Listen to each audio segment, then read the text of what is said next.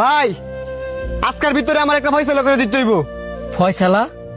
কে এর ফয়সালা? কি এর ফয়সালা বুঝো না? কবে তে কইতাছে আমার সম্পত্তি আমারে বুঝাই দিতা, আজকের ভিতরে আমার বাগের সম্পত্তি আমার বুঝাই দিতে হইব। সম্পত্তি বুঝাই দেওয়ার কি আছে?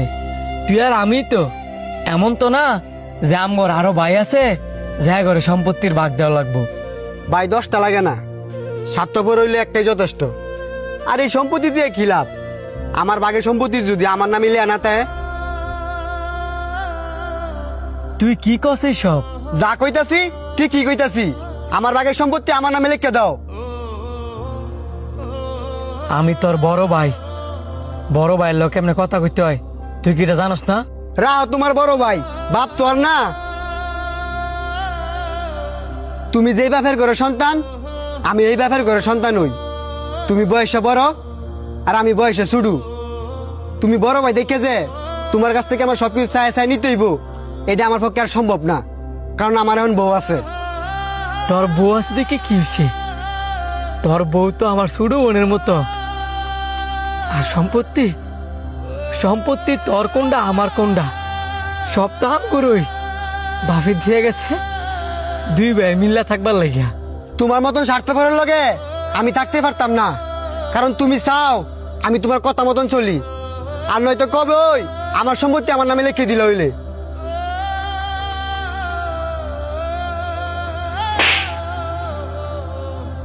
তোর সম্পত্তির ভাগ লাগবো?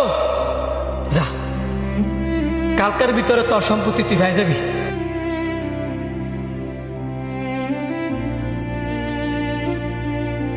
কিরে এন বই একলা একলা কি করস? কিছু করি না। বুঝি তো তুই যেন বইয়া বইয়া কান্তাছস।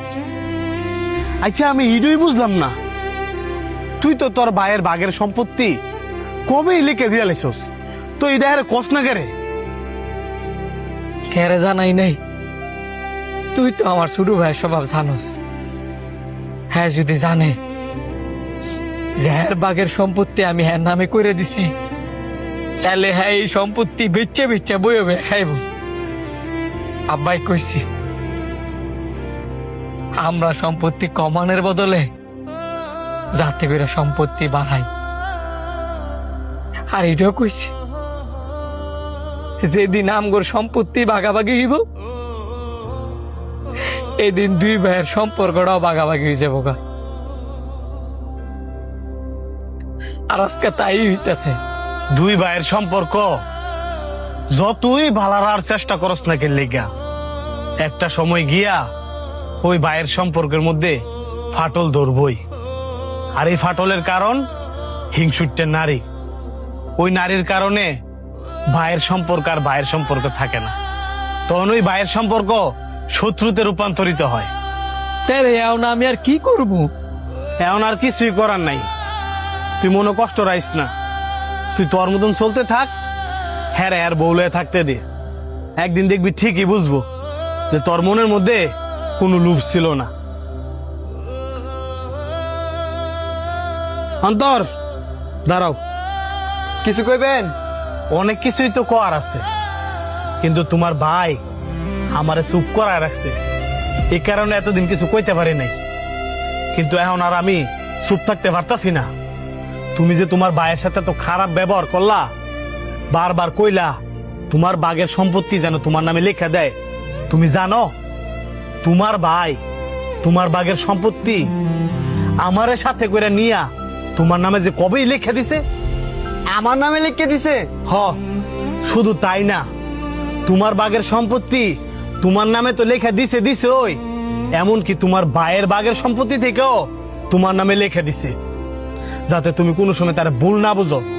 কিন্তু কি হলো, দিন শেষে তো এই ভুলই বুঝলা। তবে একদিন ঠিকই বুঝবা তোমার জীবন সুন্দর করার লাগিয়া তোমার ভাই যে নিজে কতটুকু ত্যাগ স্বীকার করছে।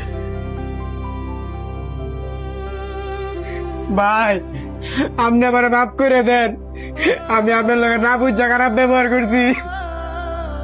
আরে বুকা তুই মাপ চাইতেছিস কি লিগিয়া? আমি তো তোর ভাই। তারপরেও ভাই আমি আপনার লগে অনেক বড় ভুল করে লাইছি। মানুষই তো ভুল করে, এই কারণে তোর মাপ চাইতে হইব।